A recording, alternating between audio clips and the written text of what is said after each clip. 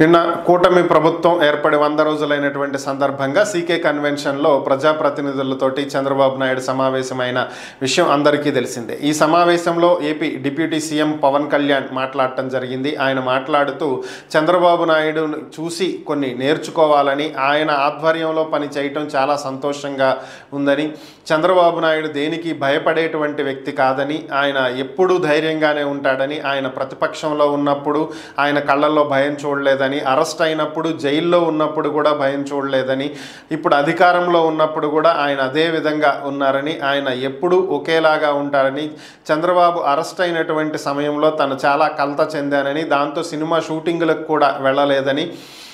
నిర్మాతలు ఫోన్ చేసినా కూడా రాను అని చెప్పటం జరిగిందని,